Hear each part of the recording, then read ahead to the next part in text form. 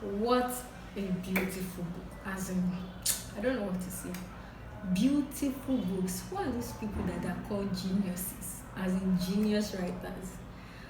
What a wonderful book. I could not sleep because I was reading this book. I don't know what to say. It is one of the best books I've read in a very, very, very, very long time. And it's just genius.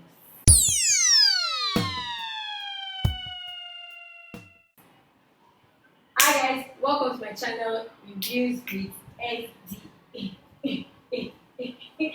Welcome back to my channel if you're a returning subscriber. If you're new here, thank you for clicking on the video and you love me for doing so. Thank you so much for clicking on this video and thank you all subscribers. And if you're new, please subscribe, like, comment. Don't forget to hit the notification bell so that you can get notifications when I drop new videos. So let's get into this review. I'm going to be talking about a series, The Faithful and the Fallen. I did a previous review for the first book, which is Malice. Malice is the first book in the Faithful and the Fallen series, and the second book is what I'm going to be reviewing today, VALOR. Yes. I am so excited about this book. This book is written by John Gwynne, and man, it is just exciting to read. And I recommend it for anybody that loves epic fantasy. Epic fantasy. You just want to continue to go on adventures. So the Faithful and the Fallen series is, I'll just give you a brief explanation of how the story goes. Is basically a group of people preparing for the final war on the world. And this war is going to be fought by angels and demons. So the story is a fallen angel, Azrael, got angry with his God, his creator, which is Elion, got angry with him after God created giants and mankind. So he became a fallen angel with a host of his other angels. I know what you're thinking. I've heard this story before. I've heard this story before. Oh, it's the story of creation. God, Lucifer, and fallen angels, and that. Anyway, these fallen angels are called the Kadoshim, while the firstborn angels, the angels on God, the ones that did not fall, are called the Benelims. And so Azrael is on a vengeful task to destroy aliens' creations, the giants and mankind, to destroy them and just Avengers, so like Lucifer and God. So I know it sounds cliche and everything is like something you've heard before and so on, but the point is that yes, it was creation. It was something that has happened before. Sorry, it is the creation story that someone used to create his own big fantasy world. The fact is that none of us comes up with an idea just like that. It just it's a mix of reality and fiction and imagination mixed together. But the point is how he did it, how John Gwynne did this thing. So, anyways, the Benedims have chosen Elion's warrior, who is the bright star, and Azroth has chosen his own warrior, the black sun. So there was a prophecy that the bright star and the black sun would fight for mankind and destroy Azroth's plan to become flesh in the world of the living. Because Azroth right now is imprisoned somewhere in the other world, heaven, in the other world. So he is imprisoned there and he's trying to become flesh in the world of the living. They will destroy everything. But this prophecy says the bright star will stop Azrael. But right now, the prophecy says the bright star will stop Azrael and his black sun. and this black sun is supposed to create war in different parts of the banished lands before the coming of Azeroth. So right now in the book, in Valor, what is going on is the preparation to this war and the final battle, which is supposed to take place in some mystical place where the bright star and black sun would fight each other. Boom, boom, boom. Anyways, so for you guys that did not watch my last review of Malice, which is the first book in the Faithful and the Fallen series, I have a link to the video review on top of this video, and you can watch it before you continue to watch this video, because the explanation I gave you right now is just a snip, and I'm just going to continue from where Malice ended, where our young warrior Koban fled his country after his king was killed. He fled the country with a group of people and the heir to the throne of Adam. So they are on a journey to safety. At this point of the book, Koban in the book, Koban already found out that he's the child of prophecy, the bright star that is going to destroy Azeroth and his black son, but he's still fighting to believe it. So what is just on his mind is to get the heir to the throne of Adam to safety and make sure the other people he loves are safe from the people trying to take over the world, the evil people, the people that have sided with Azeroth, people trying to take over the world. So this Valor book is just like a preparation to the final battle and everybody gathering their sides. But at this point, it looks like the evil people already have everything. They are the ones winning and they're the ones getting their warriors, the war bands are growing and everything. So it's just the preparation and everybody picking their sides, the evil and the good side.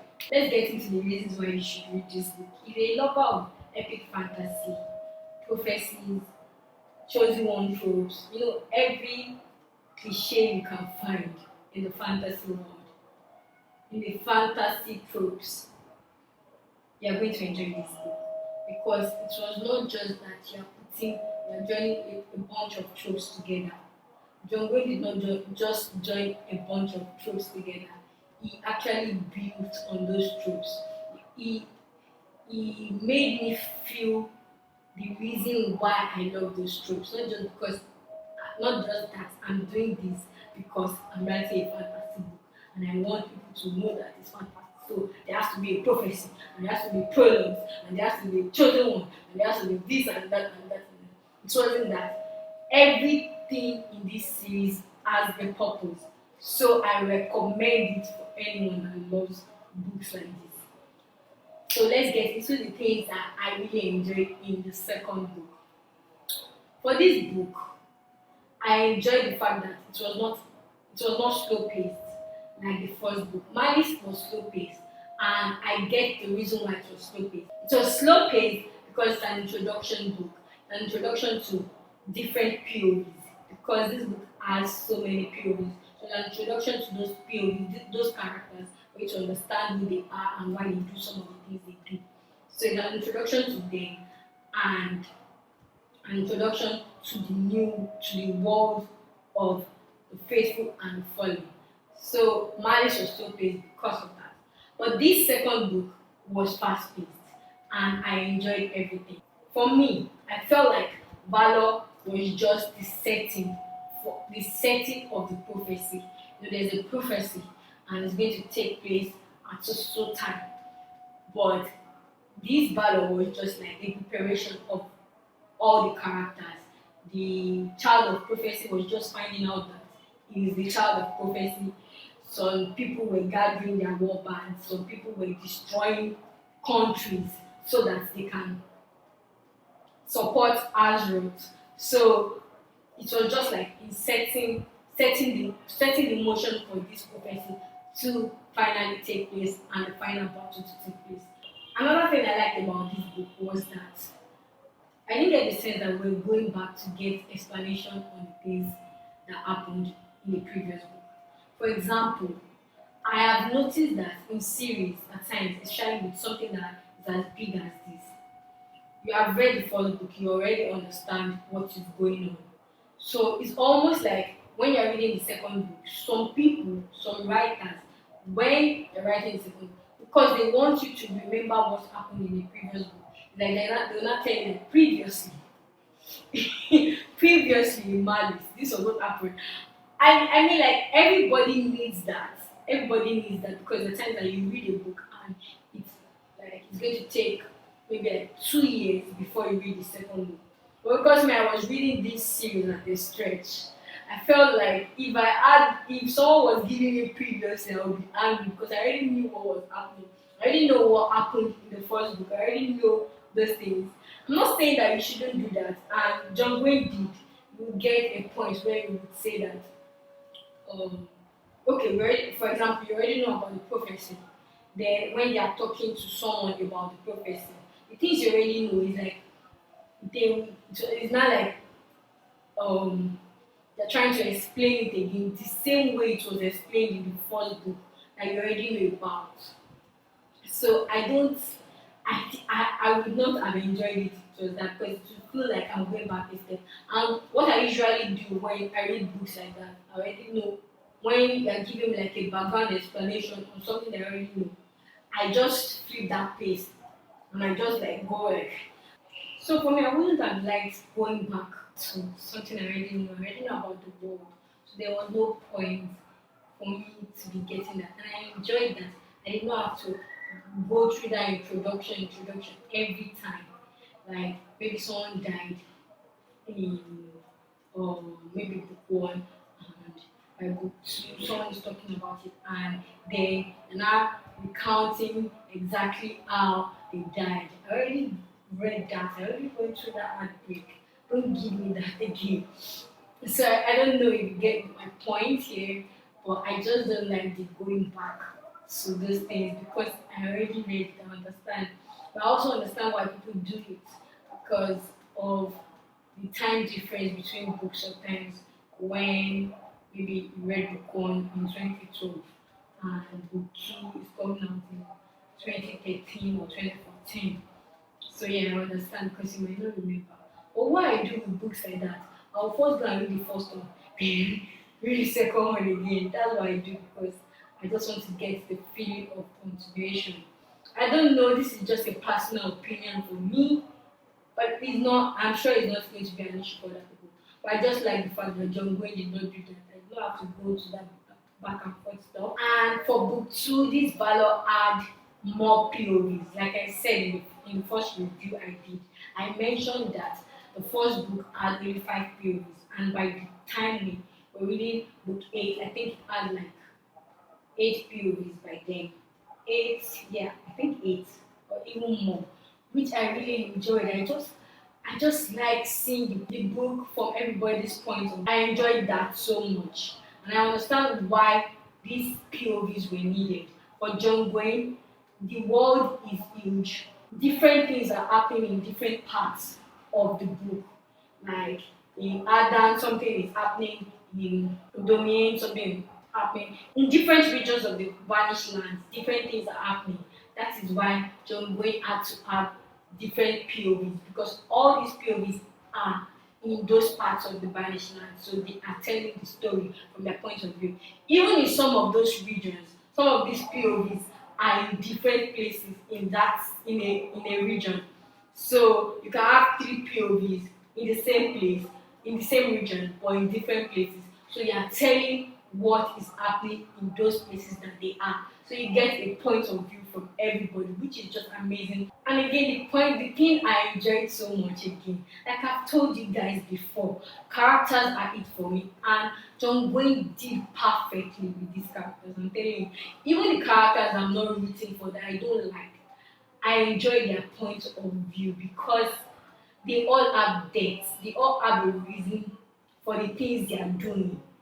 You can be evil, but you're evil for a reason. Not it might not be a rational reason, it might not be something that makes sense, but you're doing it because this is the person you are.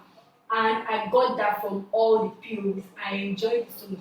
All the POVs, everything in this book was spot on because their characters had so much depth. They had a reason for everything they were doing.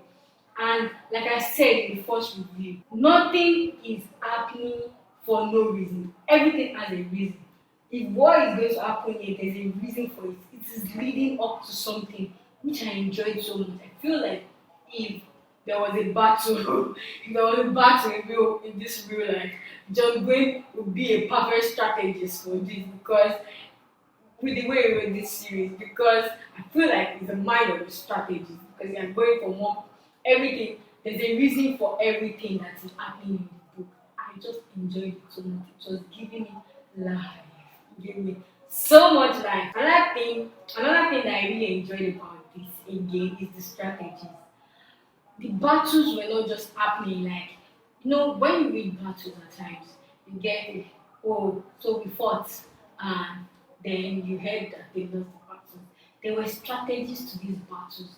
It was not just the grim and grind blood pattern. Yes, they fought and something happened, one miraculous thing happened and this side won and this side lost. Before those battles, there were strategies. You feel the war council sitting down and trying to get their strategies. At some points that you would not know the strategy until it happens. The element of surprise. But you get the sense that these people had a strategy. Every battle sequence, there was a strategy up to that point. It wasn't just that something happened, then the good side won or the evil side won. You have a feeling of how they won. You know why they won. You know why these people lost. You know what led to them losing. You know what led to them winning. It was just perfect. The strategies were spot on, and you could follow everything, which I enjoyed so much because it wasn't just battle, battle, battle, battle. They fought, blood, burn, teeth, everything spraying. I love to hear how someone broke someone's ribs, as in the crunching of the bones.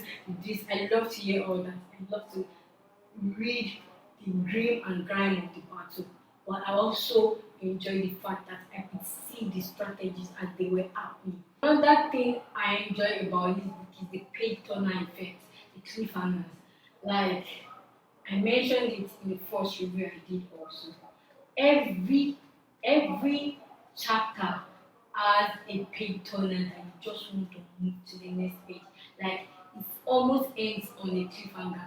I explained it in the first review I did as something that feels like when you're watching a series and maybe one episode ends on a cliffhanger and you're saying next is so so so. You don't get the next part. So you just want to flip the next page and continue. But the thing about this thing is that about this book is that every chapter is a different POV. So you are not moving to the next point of what the cliffhanger you ended in. You are moving to another one, maybe that the one you've already ended like three or four chapters ago. So that's why you're going to continue. I just enjoyed it because it will make you want to continue to go because you know that something happened here and I know that maybe like I have three more chapters to read before I get to the next point of that cliffhanger. But even the three chapters you're reading through, there are more cliffhangers for you to go through. So this series, I mean this series, not just this Valor, is a page turner series. And I enjoyed it so so much. Another thing is the deaths in this book. Valor, not a lot of people died, but I I was always on this edge of I know it it happens in these chosen one tropes and prophecy stories. You Someone must die so that this chosen one can finally say no. I'm tired of being a pawn to these evil people. Let me fight. So I was so scared. I kept going through my mind like who is going to die? who's going to die. You don't know who's going to die, so you're just thinking that please don't let it be someone I care about, please. So I was at that point in every chapter, especially every battle scene, I was thinking, oh please don't let someone I like die. Oh please don't let. But at that point, when the person is going to die, you're going to know.